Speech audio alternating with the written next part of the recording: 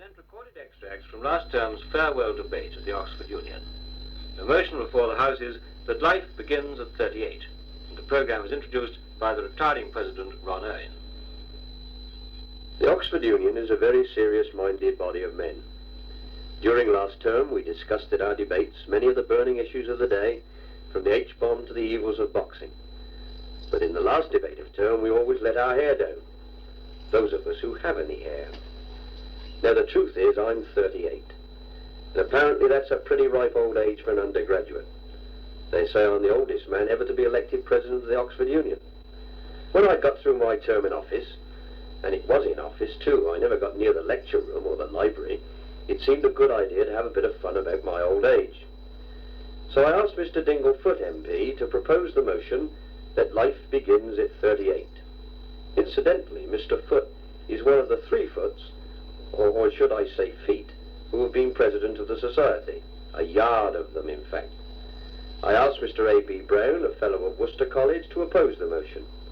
Then I decided to take the floor myself, just to show there was still some life left in the old dog, and also to show that I could make a speech as irrelevant as the rest of them. I asked Mr. Michael McCracken, a fellow of Trinity, to speak next, to give the historian's point of view. Finally, in order to express the logic of the thing as clearly as possible, I could think of no 2 people better qualified to clarify the position than Stanley Unwin and Gerard Hoffner. I'm sure you'll see what I mean. But first, Mr. Dinglefoot. Mr. President, I come, a little reluctantly, to the motion which stands in my name. I hesitate to say what I think of it. When I occupied your chair, we began the term by passing a motion which read that the line must be drawn somewhere. Evidently, Mr. President, we were wrong. But nonetheless, I do commend this motion to the House because it seems to me almost self-evident. How much better is life after 38 than it is before? After all, when you are young, this must be the almost universal experience, you go around feeling like death. How different life becomes after you pass the age of 38. After all, you've got over all your teething troubles. Nobody can ever make you pass an examination again. No one can send you down for not having passed it. You are never gated, and you don't have to climb in up to 12 o'clock at night. Indeed, probably your only difficulty is to climb out. And Mr. President, take for instance the leading figures on our stage, both the actors and actresses. Nearly all of them are well past the age of 38. Indeed, it's only recently that I heard one of our leading ladies described as a rose-red cutie half as old as time. I know there is a sort of myth about being young.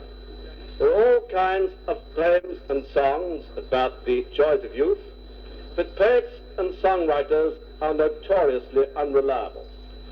There used to be a song sung in all the music halls called When You and I Were 17. But for the purposes of this debate, I ventured to compose a further verse to that song, and it would go like this. Now you and I are 38, and life is not so hot. Although a trifle more sedate, we know just what is what. You've lots of jewels, I've won the pools, so now let's celebrate. I'm in the pink, and you're in mink, and we are 38.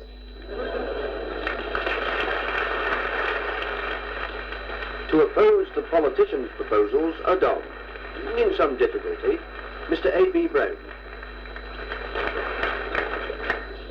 Mr. President, sir, I stand here with all the embarrassment that overcomes one who in his undergraduate days was not a member of this illustrious society and saw no reason to regret it.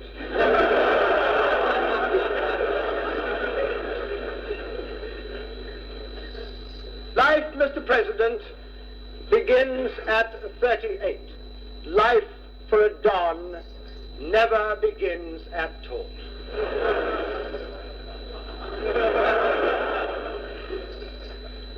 On the 6th of February, 1920, in the city of Bristol,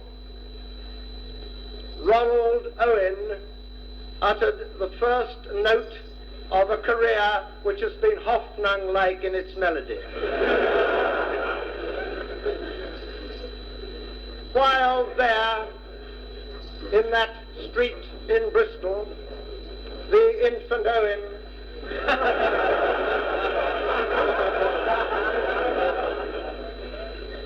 in Westminster, another King's speech was being delivered at yet another opening of Parliament. How much history owes, Mr. President, to delivery?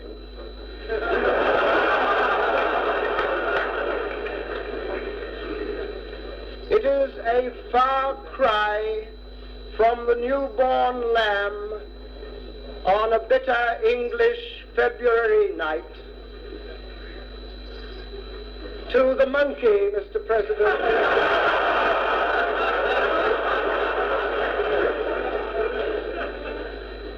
To the monkey in the hot and exotic atmosphere of Puerto Rico.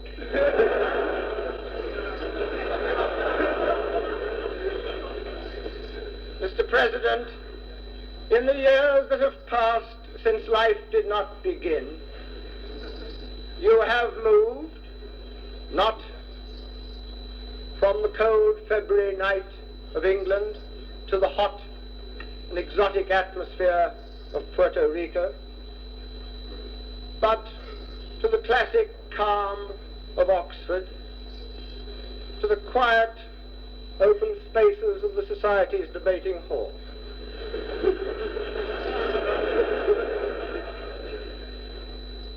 You have moved in this interval of non-life, Mr. President, all this way. We are grateful to you, Mr. President. We congratulate you on your year of office.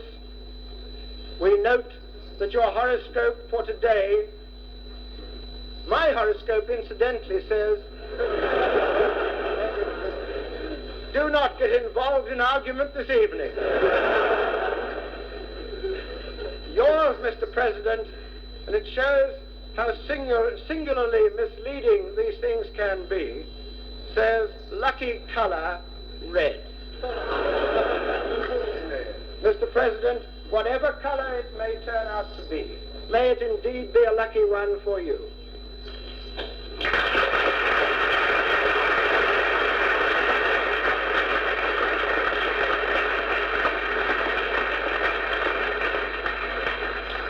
I think my attitude to this motion is best summed up in the words of Robbie Burns.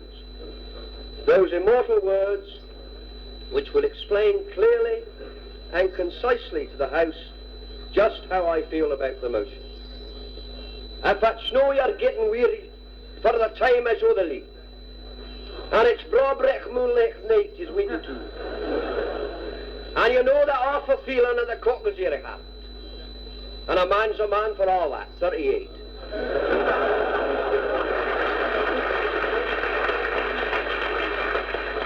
Can I say more about the motion? I have a couple of announcements to make.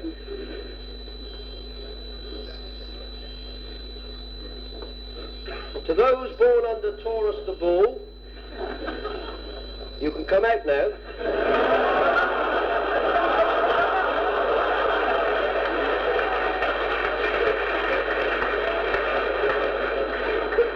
Now, people who know my background, you know, Labour councillor, trade unionist, all that proletarian stuff,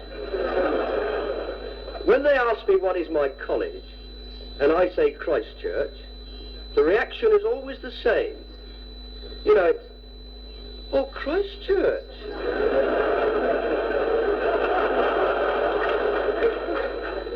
Really? Well, it's about time this impression of Christchurch as the last surviving home of the aristocracy was scotched.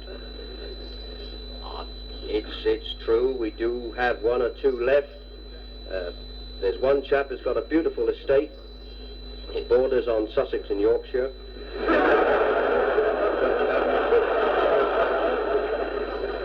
But he's not typical. He's not typical. And the teaching isn't bad.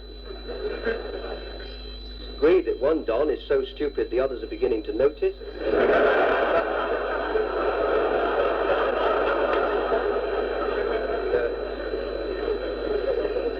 But all these vicious stories are untrue. I love my college. After all, it's a part of me. But the most stimulating experience which I think I've had this term was the interview which resulted in the following beautifully ambiguous headline. Father of 38 goes back to school.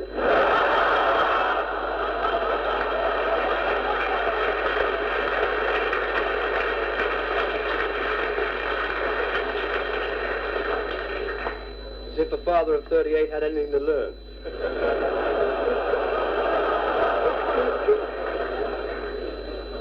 And then there was my trip to the Cambridge Union, being the first president of the Oxford Union to arrive at Cambridge in a pig lorry. But I did see in Cambridge, on the Union notice board, a typical example of Cambridge common sense and logic. The notice said, the supply of blotting paper has been discontinued until honourable members stop taking it away.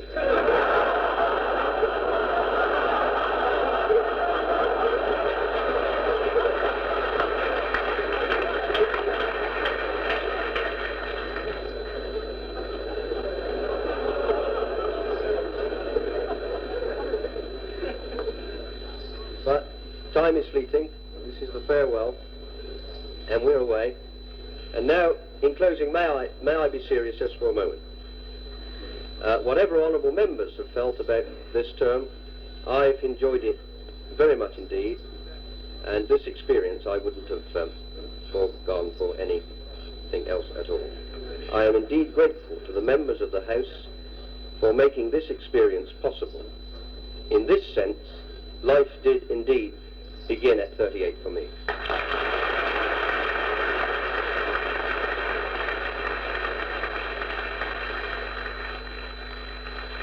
Speaking forth against the motion, Mr. Michael McLagan.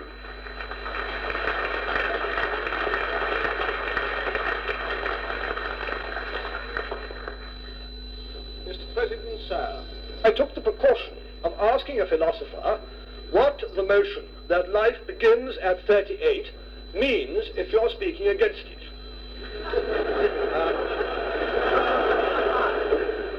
This eminent man thought for some time, and then he said, as far as I can see, absolutely nothing.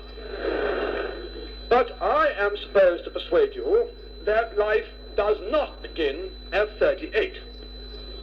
Does it then begin with our birth? Does it begin earlier? The Japanese, I can inform you, as a practicing genealogist, habitually account the age of a person from no less than 9 months before birth. If you don't know what I mean by that, you should ask your tutor.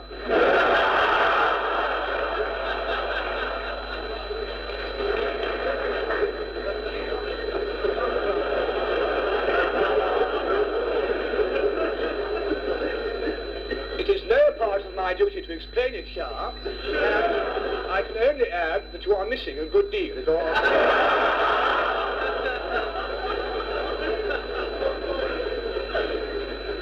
For by 38, Mr. President, or so at least I hope, we have learnt that cheating at cards, unless carried out with the utmost dexterity, is unrewarding financially and tends to a certain loss of friends.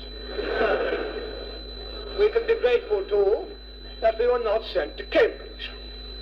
For what, after all, is or was Cambridge? In the words of one of its most famous sons, Cambridge had the honour of educating those celebrated Protestant bishops whom Oxford had the honour of burning. For the true test of education is not whether one behaves like a gentleman, but whether one misbehaves like a gentleman. It is this kind of thing which one learns in one's undergraduate days. One learns that almost all women live for the present, and indeed, the larger the present, the better pleased they are.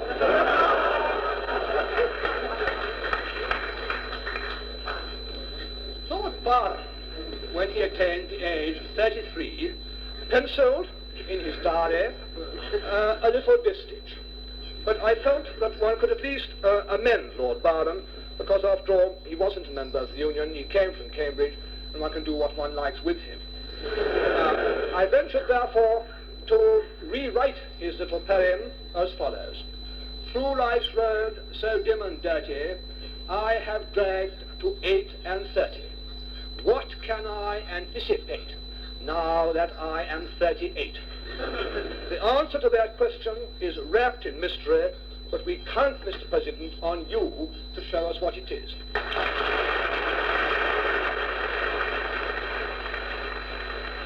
I don't know what they anticipated, but I know what they got. Mr. Stanley Unwin, speaking in the Salonese. Mr. President, sir, you were kind enough to warn the good people about the miscellaneous language, which is the only way of expressing, I'm afraid, the feelings of our people on this motion. And I really do support it. In fact, we all support it, because the average aim of the 38 load of the Missile was that which showed an appreciation of the culture throughout of the Western Worm and the far-flung outposts of the Empire.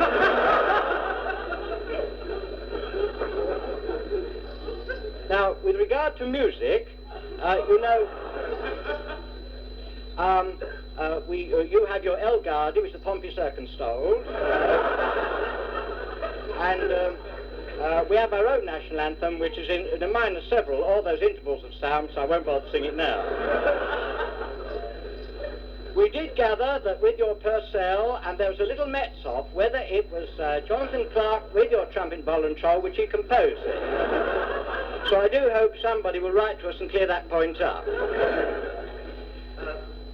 you speak it Mozarty with a concerto voice? Oh, that's a very good question, Mr. President. Yes, we do.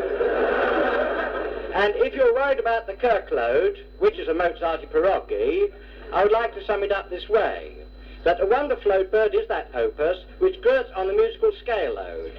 But Mozart, it wasn't fair, because he turned out for that square, and that's where the Kirkload was born, in the early morn.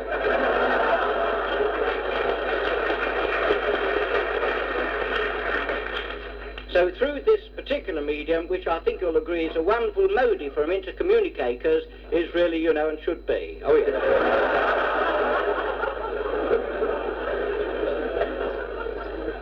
But if you have half a guitar and a piece of a newspaper, shred it between the AD of the strings of that instrument, then it can only convey a sound to the eardrums through the eyeball itself, surveyed at a distance of 3 to 4 inches in the front.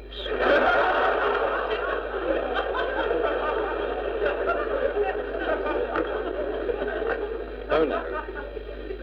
Various sports, I think, are a good survey insofar as expression age for 38, because it does require that age, I think, before you slip it and graze the knee clav as you stroll up below down to the pinnacles of the mountain. You know, one of the summit now of this is what Emerson said, that Ulysses knows no remedy save that which or wax or stuffing into the eardrobes in order to pass the siren safely. And I think he was twice times 19 for 30 acres when he said that.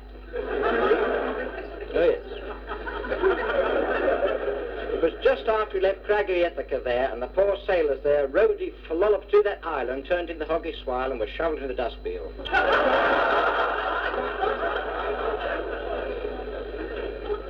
So therefore, I think I must full volley and support this motion on the basis of that, Mr. President. I could see from the temper of the House that there were some present less than convinced by this argument. I had a quick look at the order sheet, checked up that Stanley Unwin had in fact been speaking for the motion, and called upon Mr. Gerard Hoffnung to speak against it.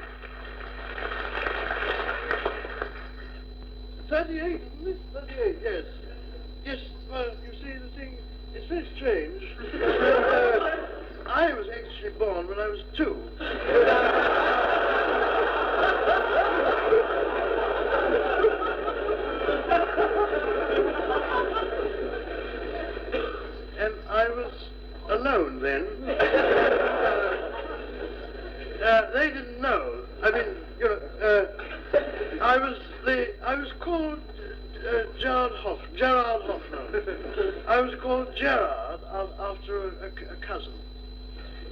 and I was called Hofstrom after Gerard.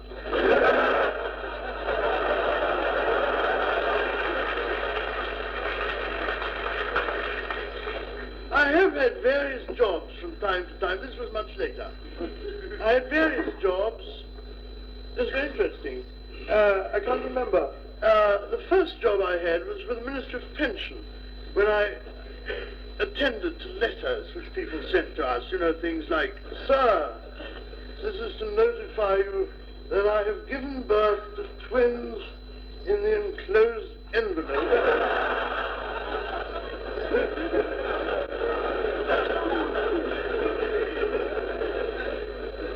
And then, you know, I went up to, to the Festival of Britain, when I became a guide, and I had to give information to the tourists who found themselves in this country for the first time and tell them what to do. You know, on entering a railway compartment, make sure to shake hands with all the passengers.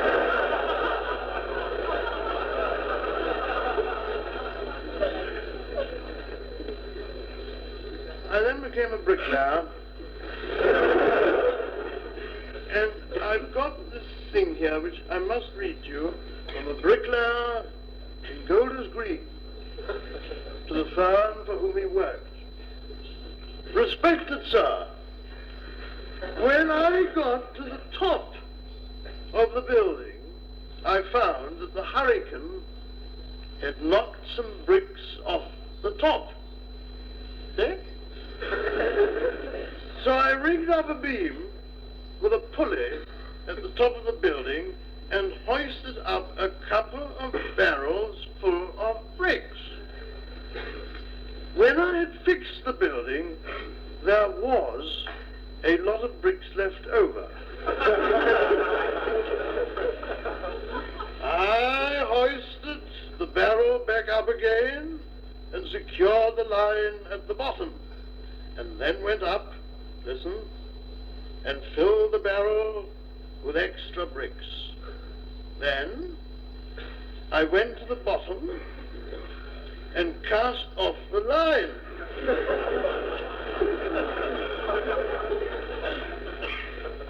Unfortunately,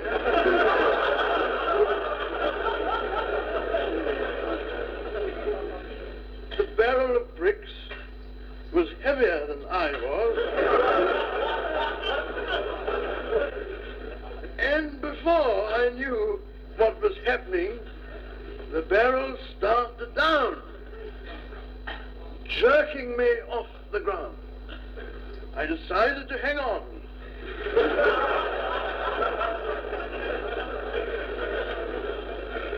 And halfway up, I met the barrel coming down.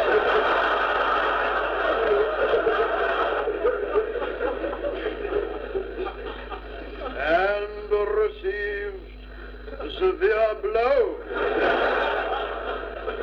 on the shoulder.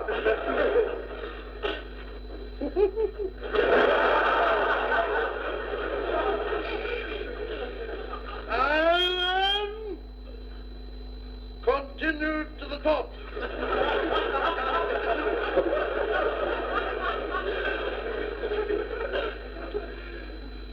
Banging my head against the beam.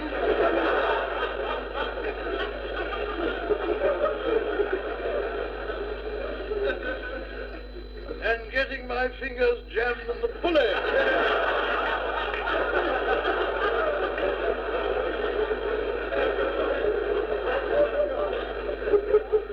When the barrel hit the ground, it burst at its bottom, allowing all the bricks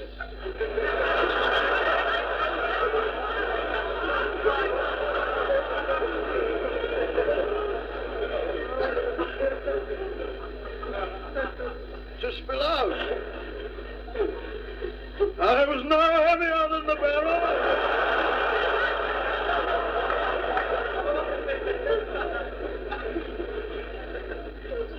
And so started down again at high speed.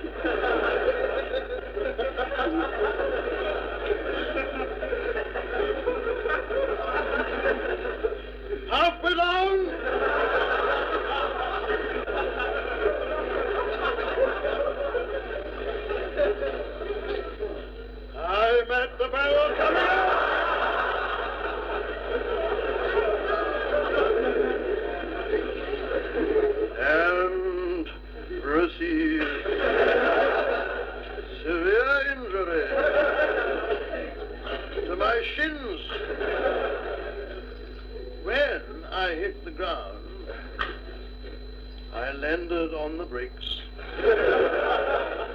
getting several painful cuts from the sharp edges. At this point, I must have lost my presence of mind.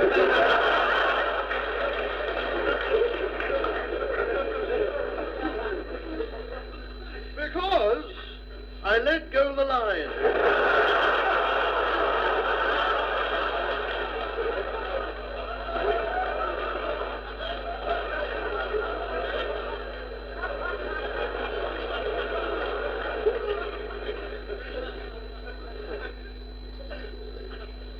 The barrel.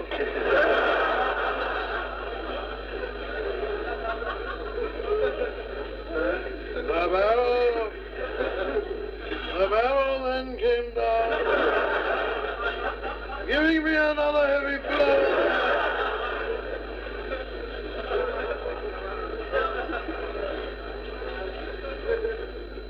And putting me in hospital. I expect to request sick leave.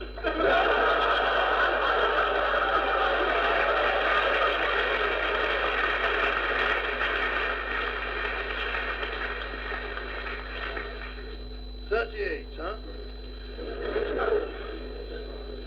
Life starts at 38. Now, for me, life is going to start now, and I'll tell you when. For me, life is going to start when I find myself living in a proper civilized society with no color bar and no race riots. And that's not the worst, but in a society where young people stand up when they feel that some injustice is done, because they don't. People don't stand up. They will not stand up. They sit back and they say, oh, this is a great pity, and that's that.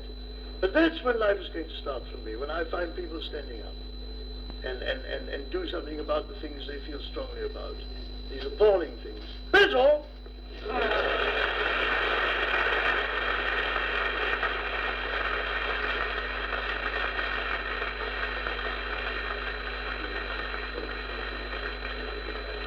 We will take a division by acclamation. All those in favour of the motion shout aye. Aye. All those against the motion shout no. There have voted.